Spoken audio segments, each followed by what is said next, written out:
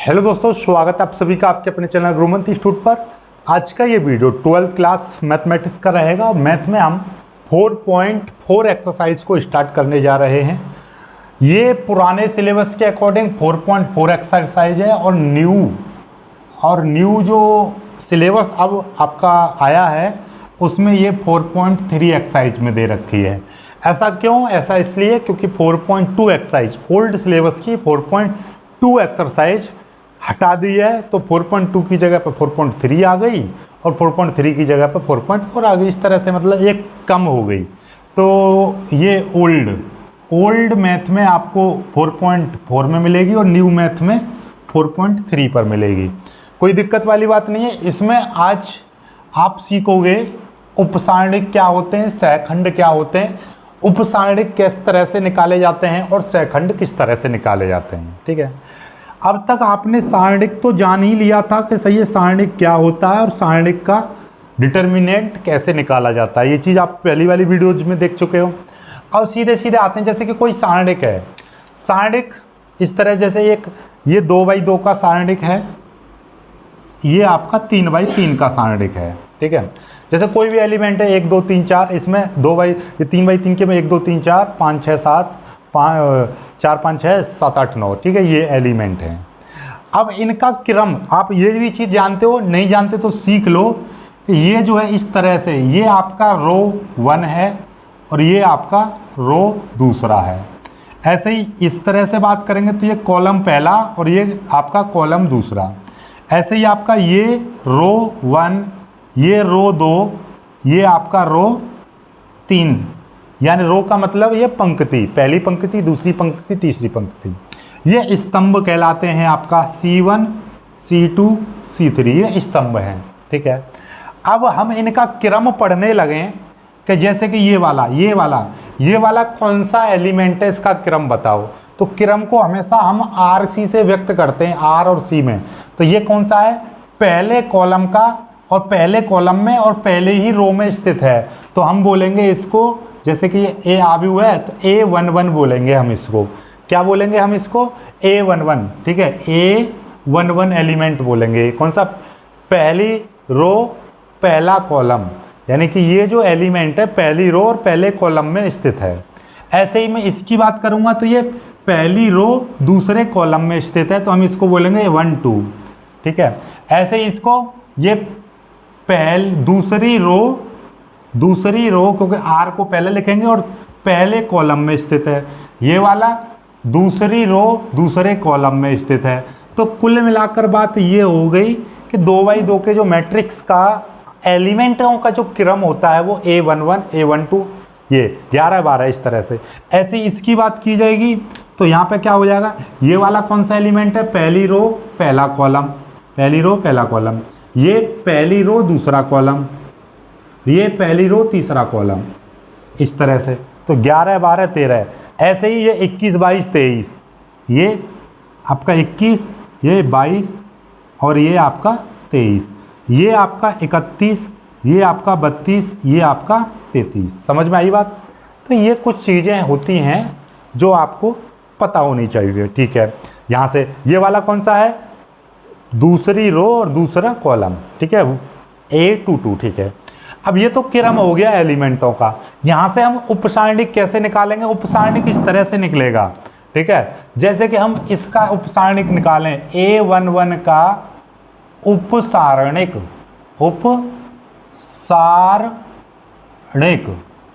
तो ये कहलाएगा आपका M11।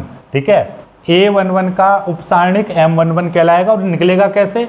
देखिएगा, ये पहली रो पहला कॉलम, पहली रो पहला कॉलम, ये पहली रो पहला कॉलम, पहली रो छुपा लो और पहला कॉलम छुपा लो, जो बच रहा है वो आपका हो जाएगा। तो ये क्या हो जाएगा? A22। तो ये क्या कहलाएगा आपका? A22 ये कहलाएगा। ठीक है, A22 ये वाला। यदि इसके हिसाब से निकालेंगे तो ये 4, इसके हिसाब से निकालेंगे तो ये 4 हो जाएगा, ये 4। ठीक है, समझ गई बात? चलिएगा, ऐसे ही आपका A12 का उपसारणिक निकालेंगे तो M12 हो जाएगा। और M12 का मतलब क्या है?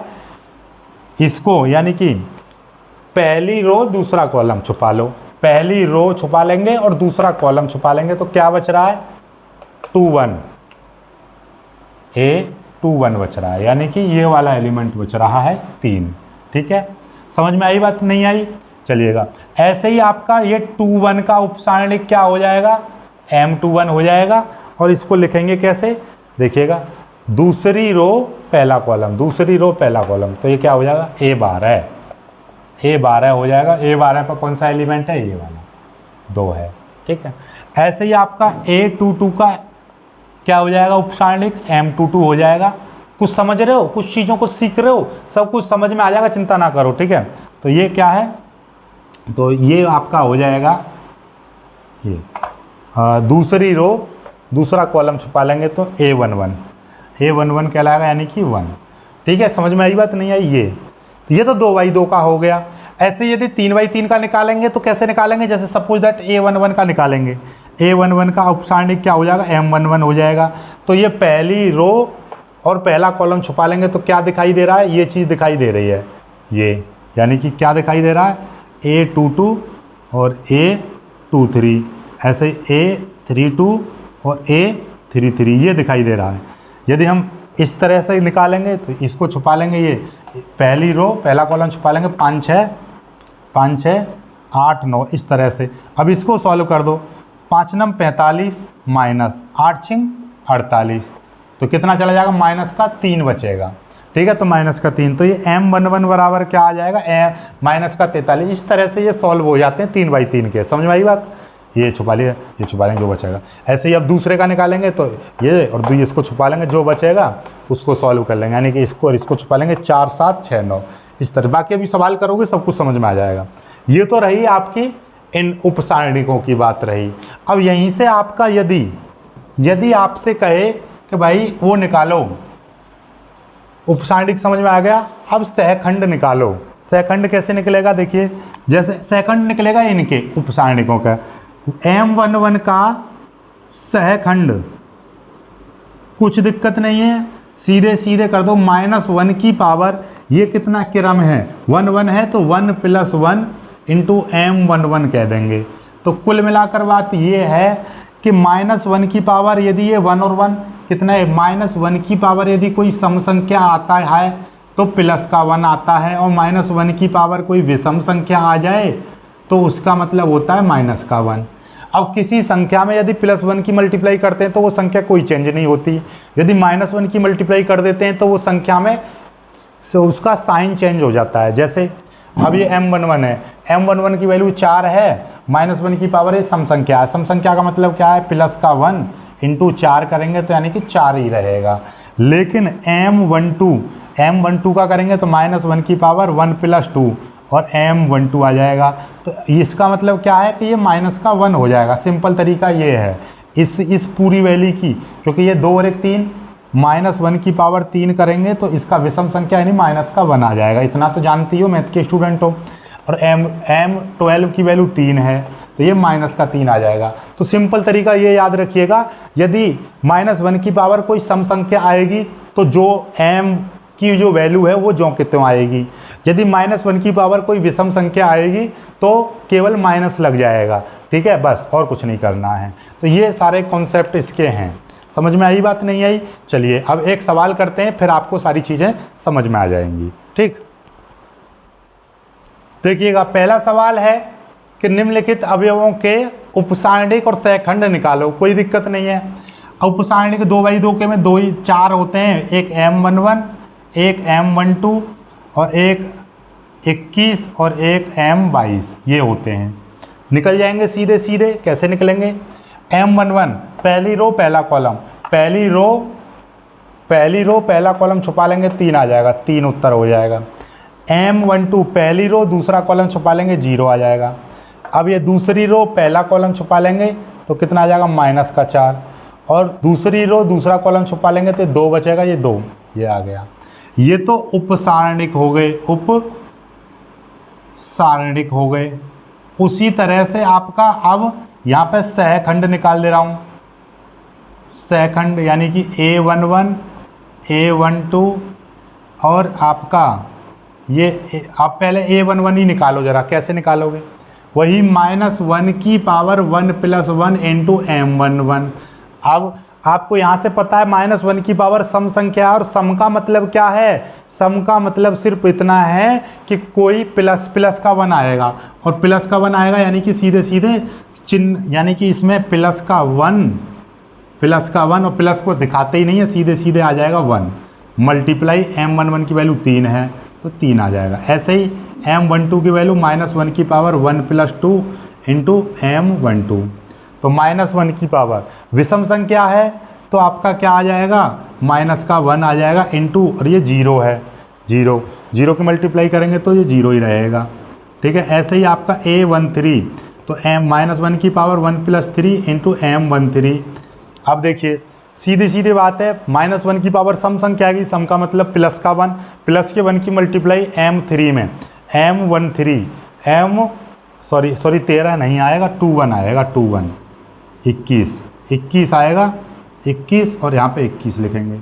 तो अब ये विषम संख्या है, विषम संख्या है ना, 2 और 1 3 हो जाएंगे विषम संख्या। और विषम का मतलब क्या होता है, विषम का मतलब ये है कि यहाँ पर -1 आएगा, -1 इंटू, और ये है -4, तो इसमें जब मल्टीप्लाई करेंगे तो ये +4 हो जाएगा। तो कुल मिलाकर बात ये, विषम संख्या होगी तो चिन्ह बदल जाएगा जो भी संख्या है। ऐसे ही आप यहाँ से A22 निकालेंगे तो -1 की पावर 2 + 2 इंटू M22, तो -1 की पावर सम संख्या आ गई, 2 + 2 4 हो गई, 4 सम संख्या, सम का मतलब तो प्लस का 1 आएगा इंटू M22 की वैल्यू 2 है तो कितना आ जाएगा, 2 आ जाएगा। तो बस आने वाले सवालों में फिर मैं 1 नहीं लिखा करूँगा, डायरेक्ट लिखा करूँगा। ठीक है, चलिएगा। ऐसे ही इसमें आप निकालो M11, तो पहली रो पहला कॉलम छुपा लेंगे, D आ जाएगा। ठीक है, M12 पहली रो दूसरा कॉलम छुपा लेंगे, B आ जाएगा। M21 दूसरी रो पहला कॉलम छुपा लेंगे, C आ जाएगा। M22 दूसरी रो दूसरा कॉलम छुपा लेंगे, A आ जाएगा। ये तो रहे उपसारणिक। अब निकालेंगे सहखंड, A11 सीधे सीधे निकालो। ठीक है, क्योंकि ये 1 + 1 यानी कि 2 सम संख्या है, सम से कोई लेना देना नहीं है, सीधे सीधे M11 की वैल्यू लिख देंगे, M11। तो M11 का मतलब कितना है, D। A12 1 + 2 विषम संख्या हो गई, विषम में सीधे सीधे माइनस लगा देंगे और ये कितना आ जाएगा, M12। तो M12 की वैल्यू कितनी है, B है, तो माइनस का B हो जाएगा। ऐसे ही 2 1 21 2 और 1 3 विषम संख्या है तो माइनस लगा देंगे, और M21 तो माइनस, और M21 की वैल्यू है C। ऐसे ही ये 22 है, 22 से तो जो भी M22 की वैल्यू है वो जो के त्यों रहेगी, तो MA। ठीक है, इस तरह से आप कर दोगे। बाकी आगे के 3x3 का सवाल भी कराता हूँ आपको, सब कुछ समझ में आ जाएगा जीरो लेवल से। वीडियो में समझ में आ रही है तो लाइक करो और चैनल को भाई सब्सक्राइब जरूर करना। चलिए अब आगे वाले सवालों को देखिएगा। अब तक आपने जो भी सीखा उस सब को भूल जाओ, बिल्कुल जीरो लेवल से सीख लो। अब फिर से एक बार और सीखने का मौका मिल रहा है आपको। उपसारणिक और सहखंड निकालने की तरकीब एकदम इम्पोर्टेंट और जीरो लेवल से सीखेंगे। ठीक है, जैसे कि ये वाला सवाल है, इसमें हम उपसारणिक और सहखंड निकालेंगे। ठीक है, अब उपसारणिक यानी कि माइनर, जिसको हम M से प्रदर्शित करेंगे कि M11 M22 M3 ऐसे इस तरीके से। ठीक है, और आपको नहीं पता तो एक बार फिर से मैं बता दूं, ये जो है ये आपके इस तरह से खड़े हुए ये आपके कॉलम हैं, तो ये कॉलम 1, ये कॉलम 2, ये कॉलम 3। ठीक है, और ये इस तरह से रो हैं, ये पहली रो, दूसरी रो, तीसरी रो। तो इसीलिए ये पहली रो का पहला एलिमेंट है, ये पहली रो का दूसरा एलिमेंट है, ये पहली रो का तीसरा एलिमेंट है। यदि हम इसको बात करें तो ये पहली रो पहला कॉलम कहलाएगा, ये पहली रो दूसरा कॉलम कहलाएगा, क्योंकि दूसरे कॉलम में आ गई बात। ये पहली रो तीसरा कॉलम आ गया। इसी तरीके से ये आपका पहला दूसरा, दूसरी रो और दूसरा ही कॉलम है। इस तरह से तो 11 12 13 हमेशा हम RC पढ़ेंगे। RC मतलब पहला रो का क्रम, फिर कॉलम का क्रम। ठीक है, रो कॉलम। ठीक है, चलिएगा। अब हमको उपसारणिक निकालनी है। उपसारणिक हम निकालेंगे, उपसारणिक का मतलब 3x3 का होगा, तो 11 12 13 21 22 23 M31 M32 M33 इस तरह से निकलेंगे। M11 M12 M13 इस तरह से इनको बोलते हैं उपसारणिक। ठीक है, अब उपसारणिक को निकालेंगे कैसे, ठीक है जी, सीखो। तो देखिए, आपका M11 मतलब क्या है, पहले का मतलब रो, पहली रो पहला कॉलम, बस इनको छुपा लो, जो बच रहा है उसको लिख दो। देखिएगा 2 पेन अपने पास रखिएगा, पहली रो छुपा लो और पहला कॉलम क्या दिखाई दे रहा है, 5 - 1 1 2, ये दिखाई दे रहा है 5 - 1 1 2, ये दिखाई दे रहा है, लो लिख दिया। ठीक है, ये हो गया क्लियर। इसको आप सॉल्व कर लो। सॉल्व कैसे करेंगे हम इसको, देखिएगा सॉल्व करना आपको आता है कि भैया 5 की मल्टीप्लाई इसमें करेंगे तो कितना हो जाएगा, 5 दूनी 10, फिर माइनस, ठीक है, और 1 की मल्टीप्लाई -1 में करोगे तो हो जाएगा -1, तो टोटल मिला के क्या हो जाएगा, 10 + 1 हो जाएगा, टोटल मिला के आ गया 11। समझ में आई बात, नहीं आई भाई? 5 की गुणा 2 में करेंगे 10, और 1 की गुणा इसमें करोगे -1 में तो हो जाएगा -1, फॉर्मूले में एक माइनस होगा। ठीक है, ये चीज़ समझ में आ गई। M11 का मान निकल आया। अब ऐसे ही M12 का मान निकालना है, तो कैसे पढ़ेंगे, पहले रो फिर कॉलम, पहली रो दूसरा कॉलम, पहली रो दूसरा कॉलम छुपा लो, तो क्या दिखाई दे रहा है, 3 0 - 1 2, 3 0 - 1 2, ये आ गया। इसको सॉल्व कर लो पहले की तरह। 3 की मल्टीप्लाई पहले करेंगे, 3 दूनी 6, फिर माइनस। अब 0 की मल्टीप्लाई -1 में करो या किसी में करो वो 0 हो जाएगा, 6 - 0 यानी कि 6 ही आ जाएगा। ठीक है, चलिएगा इसी तरह से आपको बढ़ना है आगे। ये पहली रो तीसरा कॉलम, पहली रो तीसरा कॉलम, कुल मिला के बात ये, एक बार इसको फिक्स कर लो, यहाँ पर रख दो, जो बच रहा है लिख दो, फिर एक बार जो बच रहा है लिख दो, फिर एक बार जो बच रहा है वो लिख दो, 3 5 0 1। ठीक है, इसकी मल्टीप्लाई करो, क्या हो जाएगा, 3 1 3 माइनस, फिर 0 की मल्टीप्लाई 5 में करेंगे तो 0 आ जाएगा, तो 3 1 3 आ गया। ठीक है, चलिए जी आगे देखिएगा क्या हो जाएगा आपका, 0 की मल्टीप्लाई 2 में करेंगे, ये समझ में आ गई। देखिए अब आ जाते हैं अगली चीज़ पर, पहले ये समझो, M21 का मतलब दूसरी रो पहला कॉलम, दूसरी रो पहला कॉलम छुपा लो, तो क्या बचेगा, 0 4 1 2, 0 4 1 2 ये बचा।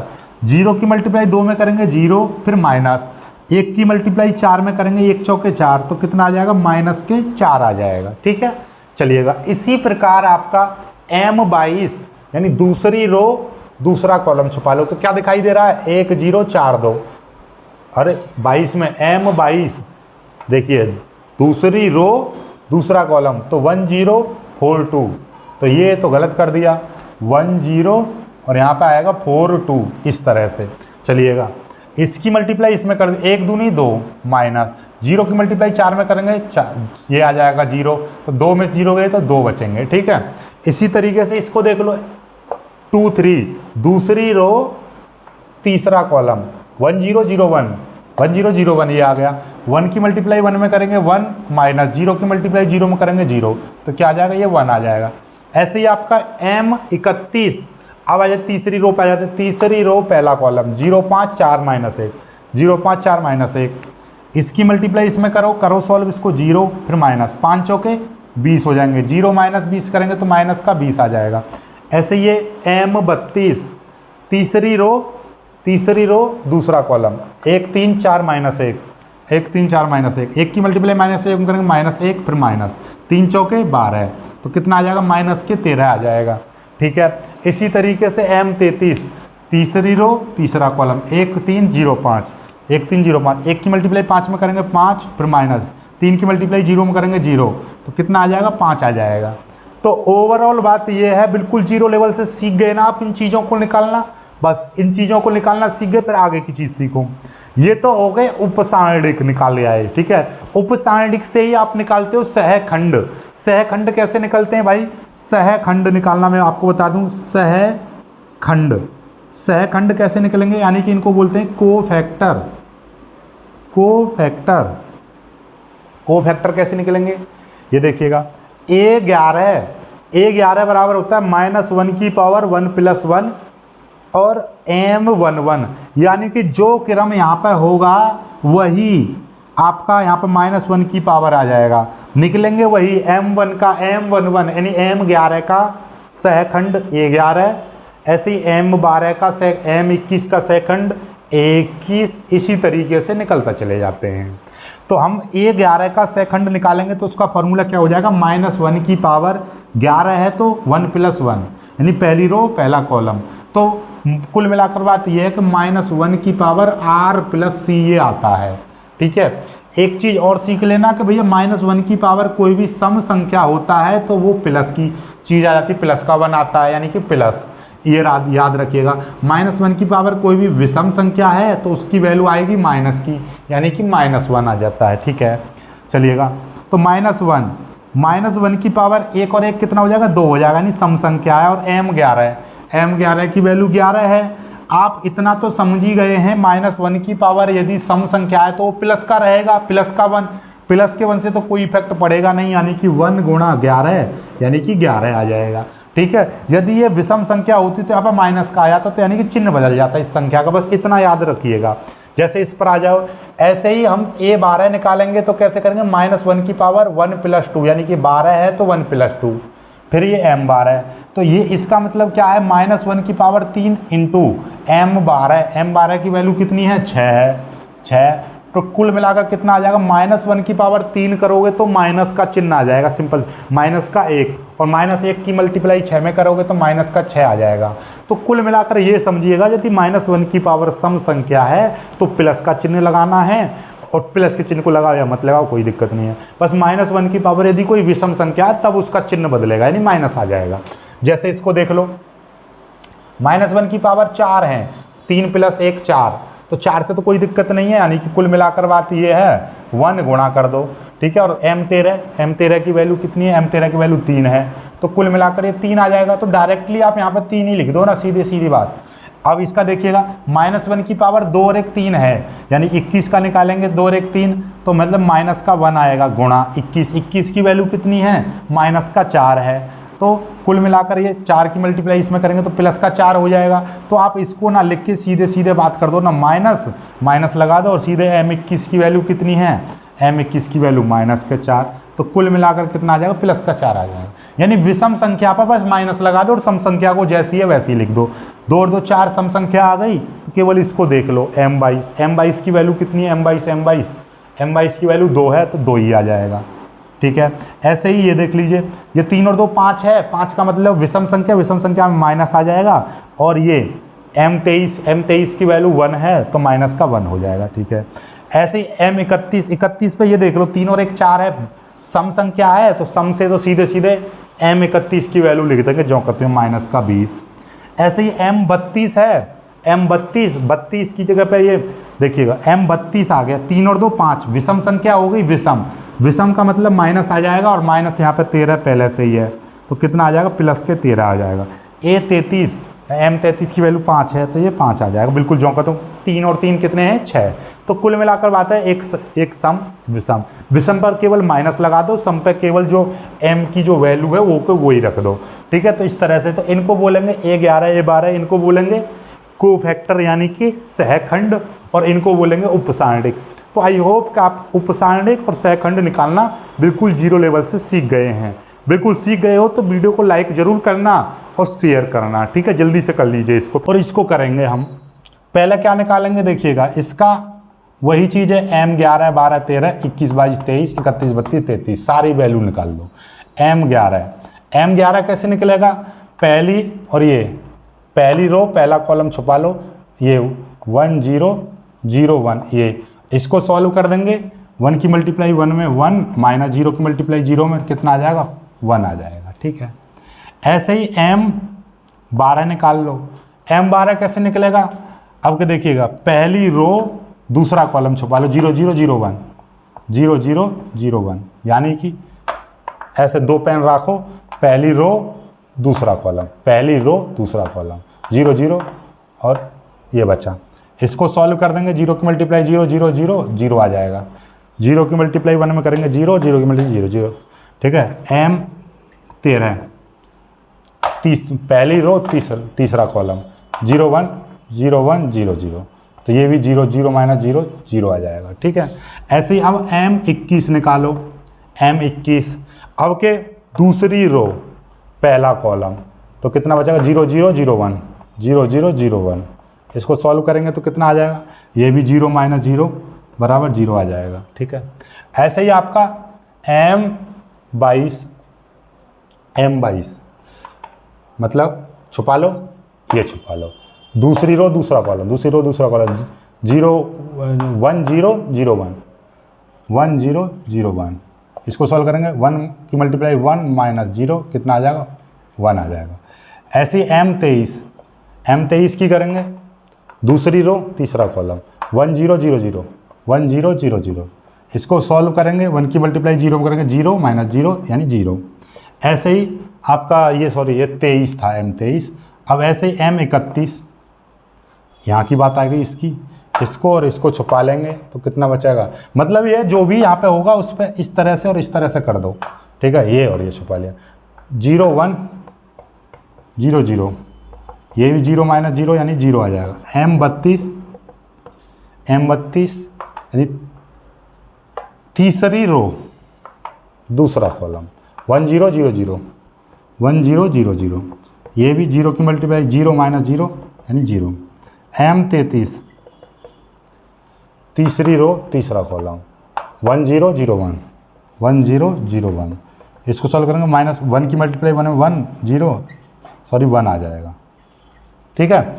1 की मल्टीप्लाई 1 में करेंगे 1 और 0 की मल्टीप्लाई 0 में करेंगे 0, तो ये आ गया। अब आपका ये सारी वैल्यू आपको दिखाई दे रही है, कोई दिक्कत नहीं है। अब यहाँ से हमारा ये तो आपके क्या निकले हैं, ये है आपके उप सारणिक, ये क्या है उप सारणिक हैं M1 2 M3 ये। अब निकालेंगे सहखंड, सहखंड यानी कि A11 A12 A13 A14 A15 sorry अरे A13 के बाद में A21 A22 A23 A31 A32 A33, ठीक है ये है। अब A11 तो देखिएगा बस ये याद रखिए, सिंपल सी बात है। यहाँ पर एक और एक मैंने बताया था ना -1 की पावर 1 + 1 आएगा, तो अब मैं इसको सीधे सीधे कर दे रहा हूँ।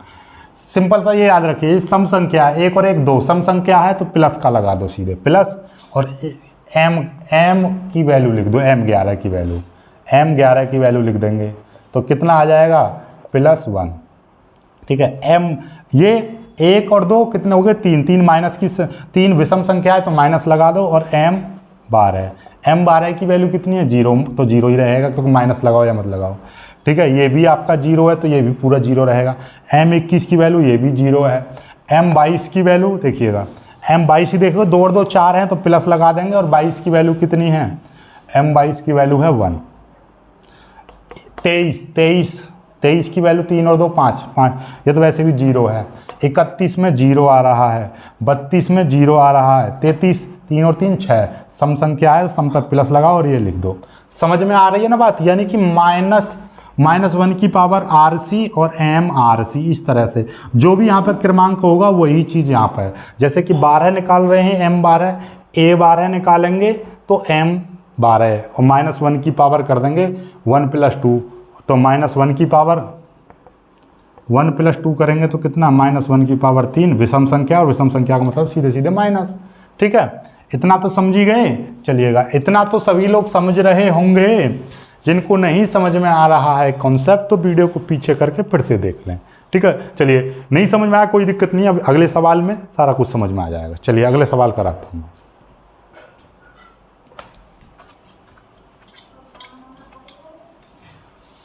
हाँ अब देखिएगा, अब आ जाते हैं अपने अगले सवाल पर। अगला सवाल ये कह रहा है, तीसरा सवाल है, दूसरी पंक्ति का उपयोग करके या दूसरी पंक्ति का प्रयोग करके डेल्टा बराबर इतने का मान ज्ञात करो। या कभी कभी आपसे क्वेश्चन देगा कि दूसरी पंक्ति के सहखंडों का, किसका सहखंडों का प्रयोग करके, सहखंडों का प्रयोग करके, या दूसरी पंक्ति का प्रयोग करके, या दूसरी पंक्ति का विस्तार का प्रयोग करके, ठीक है कोई दिक्कत नहीं है। त्रिभुज का क्षेत्रफल निकालना, त्रिभुज का क्षेत्रफल निकालते हम कैसे हैं, कोई दिक्कत नहीं है। देखो जैसे हमने सीखा वही काम करना है, बस आपको क्या है कि ये वाली दूसरी पंक्ति, पंक्ति का मतलब दूसरी रो, ठीक है, ये इसका उपयोग करके हमें क्षेत्रफल निकालना है, ठीक है। ये दो तरीके हैं, या तो इसको डायरेक्टली करने लग जाओ, या आप क्या करो, क्या कर सकते हो कि भैया इसको ऊपर ले जाओ तब कर दो, आपकी इच्छा है, आपका जो मन कहे वो कर सकते हो, कोई दिक्कत वाली बात नहीं है, ठीक है। लेकिन यदि इससे करोगे तो मैं आपको समझाता हूं। देखिए ये चिन्ह ये होते हैं, प्लस माइनस प्लस, फिर माइनस प्लस माइनस, फिर प्लस माइनस प्लस, ठीक है। ऊपर वाले से करोगे तो प्लस, ये वाला माइनस में लिया जाएगा, ये वाला प्लस में लिया जाएगा। इससे करोगे तो ये लिया जाएगा पहला माइनस में, दूसरा प्लस में, फिर माइनस में, ठीक है। और इससे करोगे तो प्लस माइनस प्लस। तो इसी के लिए रूल वही है, बाकी कुछ नहीं है, ठीक है। कोई टेंशन नहीं, कोई हेरिटेशन मत रखना, कोई दिक्कत नहीं है। चलिए त्रिभुज का क्षेत्रफल कैसे निकालते हैं हम, ठीक है, या सांडिक का इसका डिटर्मिनेट निकाल दो, कोई दिक्कत नहीं। त्रिभुज का क्षेत्रफल डिटर्मिनेट निकालो, डिटर्मिनेट निकालना बात वही है, कोई दिक्कत नहीं है, ठीक है। चलिएगा, ठीक, त्रिभुज का क्षेत्रफल नहीं, आप डिटर्मिनेट निकाल दो इसका, डिटर्मिनेंट। डिटर्मिनेंट कैसे निकलेगा हमारा, इसका उपयोग करना है। पहले देखिएगा, पहले 2 लिख लिया, 2 लिख लिया। अब ये देख लो कि हमारा ये, पहले एक बार इसको छुपाएंगे, इससे तो कोई लेना देना है ही मत, क्योंकि हम इसका तो विस्तार करके निकाल लेना दूसरी पंक्ति का उपयोग करके। एक बार इसे छुपा लेंगे, 3 8 2 3, 3 8 2 3। लेकिन हमने क्या बताई थी, पहला माइनस में लेना है, इसीलिए हम यहाँ पर क्या लगाएंगे, ये वाला 2 माइनस में लगा देंगे। फिर बीच वाला प्लस में, ये वाला प्लस में लेंगे 0। अब इसको छुपा लेंगे तो 5 1 8 3, 5 1 8 3, ये आ गया। फिर ये वाला माइनस में, ये वाला माइनस में लिया जाएगा 1, ये 1 आ गया। अब इसको छुपा लेंगे 5 3 1 2, 5 3 1 2। समझ में आई बात, नहीं आई? क्योंकि हमको दूसरी पंक्ति का विस्तार करना है, तो दूसरी पंक्ति 2 0 1, तो मतलब ये है कि 2 को पहले माइनस में लेंगे, फिर ये वाला 0 प्लस में लेंगे, और ये वाला माइनस में लेंगे। बाकी एक बार इसको छुपा लेंगे, जब इसको लेंगे तो कितना बच रहा है, इस वाली लाइन से तो कोई लेना देना है ही नहीं आपका इससे, ठीक है। 3 8 2 3, 3 8 2 3। फिर एक बार इसको छुपा लेंगे, इससे तो कोई लेना देना नहीं, 5 1 8 3, 5 1 8 3। फिर एक बार इसको छुपा लेंगे, इससे कोई लेना नहीं, 5 3 1 2, 5 3 1 2। अब बस बाकी वही है, -2 गुणा, इसको 3 की मल्टीप्लाई करेंगे, 3 3 9 माइनस 2 8 16, ये आ गया। प्लस ये अपना 0 बाहर है तो ये पूरा का पूरा 0 हो जाएगा, क्योंकि 0 बाहर है, कोई दिक्कत नहीं है। फिर ये माइनस का 1 है, 5 दूनी 10, माइनस 1 3, ये आ जाएगा, ठीक है। 9 में से 16 जाएंगे तो कितने बचेंगे, 7 बचेंगे, वो भी माइनस के, तो -2 मल्टीप्लाई माइनस के 7, ठीक है। प्लस अब देखिए 10 में से 3 जाएंगे, 7 बचेंगे, 7 की गुणा -1 में करोगे तो हो जाएगा -7, और 7 की मल्टीप्लाई इसमें करेंगे तो कितना हो जाएगा, 7 दूनी 14, प्लस का हो जाएगा -7, तो कितना आ जाएगा 7। ये आपका आंसर आ जाएगा, ठीक है। चलिएगा, ये हो गया सवाल। ऐसे ही आपका चौथा सवाल है, चौथे सवाल में भी आपको डिटर्मिनेंट ही निकालना है, ठीक है। इसको कर लीजिए, बहुत जल्दी इसको कर लीजिएगा। एक एक सवाल आपके लिए महत्वपूर्ण है, और एक एक सवाल को हम बहुत ही प्यार से करेंगे। देखिए चौथा सवाल देख लेते हैं, चौथा सवाल क्या कह रहा है इसका, 4.4 का देखिए चौथा सवाल है। 5वां आपका टिक मार्क है, इसलिए 5वें की जरूरत ही नहीं है, सीधे सीधे इसको कर लेते हैं। ये आपका चौथा सवाल इस तरह से है। चौथा सवाल कह रहा है 1 1 1 x y z और x z z x और आपका x y, ये है, कोई दिक्कत नहीं है। अब इसमें देखिए, इसमें कह रहा है कि तीसरे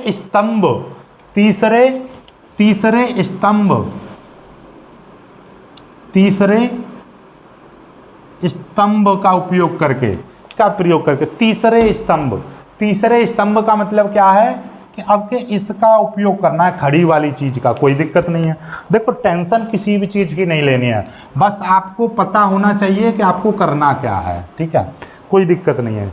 अब के हम क्या कर रहे हैं, तीसरे स्तंभ यानी कि पहला स्तंभ यानी कॉलम, पहला कॉलम, दूसरा कॉलम, तीसरे कॉलम का उपयोग करके निकालना है। तो देखिए तीसरे कॉलम का ये वाला है तीसरा कॉलम, और इसमें क्या है, प्लस माइनस प्लस होते हैं, प्लस माइनस प्लस। तो पहली संख्या जो भी होगी वो प्लस में लेनी है, तो ये वाली संख्या एक्स जेड प्लस में लेनी है। और देखिएगा, हम यदि कॉलम से करते थे यानी कि उससे रो वाले से करते थे, ऐसे छुपाते थे।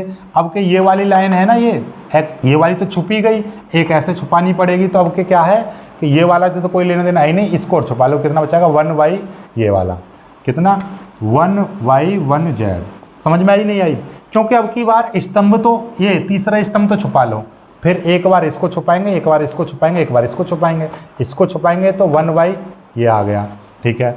अब बीच वाला कैसा लिया जाएगा, माइनस में, ये वाला माइनस में लिया जाएगा ZX, ठीक है, ये वाला, तो इसको छुपा लेंगे 1x और 1z, ये आ जाएगा। तीसरा वाला प्लस में लिया जाएगा, ये रहा तीसरा वाला प्लस में, क्या है x + y, ये xy, तो ये वाला छुपा छुपाया, ये वाला छुपा लेंगे तो 1x 1y, 1x 1y, ये आ जाएगा, ठीक है। वीडियो को बिल्कुल स्लो मोशन में देखो। क्या है कि भाई तीसरा स्तंभ से तो कोई लेना देना है नहीं, एक बार इसको छुपाएंगे, एक बार इसको, एक बार इसको, ठीक है, इस तरह से, ठीक है।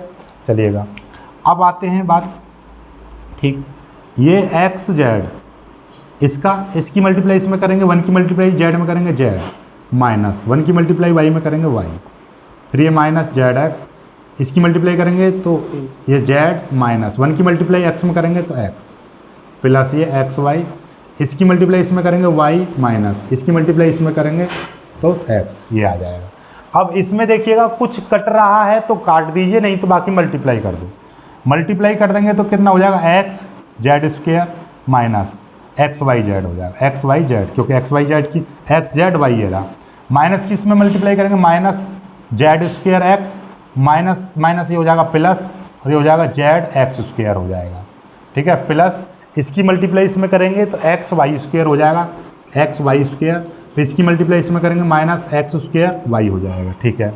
चलिएगा अब आपका क्या दिखाई दे रहा है, ये देखिए, ये XZ² माइनस Z² यहाँ पर भी है, Z² यहाँ पर भी है, तो इसमें से हम चाहें तो कॉमन ले सकते हैं, लेकिन हमको कुछ कट रहा है तो काट दीजिए, इसमें तो कुछ नहीं कट रहा।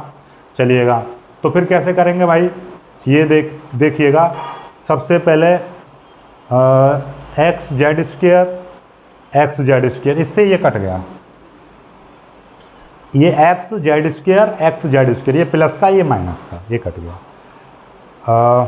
माइनस का XY, ये चीज़ बच रही है, इनको लिख दो, इनको लिख देंगे तो ये कितना हो जाएगा, देखिएगा, ये ZX², पहले मैंने ये वाली चीज़ लिख दी, फिर आप एक बार इसको लिख दीजिए, प्लस X² इसमें आ रहा है, X² इसमें आ रहा है, तो इसको लिख दो, माइनस का X²Y, ये वाला लिख दिया, ठीक है। ये वाला देखो मैं यहाँ पे संकेत दे रहा हूँ, ये वाला यहाँ पे आ गया और ये वाला ये आ गया, ठीक है।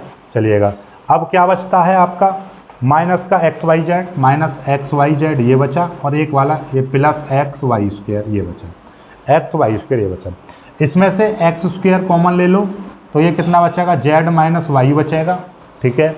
इसमें से क्या है, XY कॉमन ले लो, माइनस का XY में कॉमन ले लूँगा तो ये कितना बचेगा, यहाँ से Z बचेगा, ये माइनस का हो जाएगा, क्योंकि मैंने माइनस का कॉमन लिया दोनों में से XY, तो यहाँ पे Z बचेगा, यहाँ पे X चला जाएगा, Y चला जाएगा, तो यहाँ पे माइनस का Y बचेगा, तो ये Z माइनस Y, ये चीज़ बच रही है, तो ये चीज़ लिख दो, अब Z माइनस का Y लिख दो, और यहाँ पे कितना बचेगा, X² बचेगा माइनस, और ये बचेगा आपका XY बचेगा, ठीक है। Z माइनस Y हो जाएगा, और इसमें से भी आप X कॉमन ले लो, X कॉमन ले लेंगे तो ये कितना बचेगा आपका, X माइनस Y, ये चीज़ बचेगी। तो कुल मिलाकर X माइनस Y और Z माइनस Y, ये आपका उत्तर आ जाएगा, ये आपका उत्तर आ जाएगा। लो हो गया सवाल, ये पूरी एक्सरसाइज का क्या हो जाता है, आपका द एंड हो जाता है, और यहीं पे आपकी ये मूवी ख़त्म, ठीक है। यानी कि आपका अब तक एक्सरसाइज 4.4 तक ख़त्म, ओल्ड के हिसाब से, पुराने सिलेबस के हिसाब से। न्यू सिलेबस के अकॉर्डिंग ये वाली एक्सरसाइज आपको दे रखी है एक्सरसाइज 4.3 में, कोई दिक्कत नहीं है, ठीक है। अब पुराने एक्सरसाइज के हिसाब से 4.5 चलेगी, और फिर इसके बाद में 4.6, ये 2 एक्सरसाइज बची हैं। इसके बाद में आपका कैलकुलस यानी कि कलन, बोले तो आपका कैलकुलस स्टार्ट हो जाएगा, बिल्कुल एकदम अवकलन, समाकलन, ये लिमिट्स, ये सारी चीज़ स्टार्ट हो जाएंगी, जो कि बीएससी में हूबहू आती हैं, ठीक है। तो बीएससी करने के इच्छुक हो तो इस चैप्टर को बहुत अच्छे से पढ़ना, ठीक है। हालांकि इसको ये भी बीएससी में आता है, लेकिन ये शुरुआत में बीएससी में आपको कलन तो हमेशा काम आएगा, ठीक है। इसको एक बार कर भी ले जाओगे आप, इसलिए इसको कर लो, कोई दिक्कत नहीं है। आप सीधे 2 एक्सरसाइज बचती हैं आपकी 4.5, 4.6।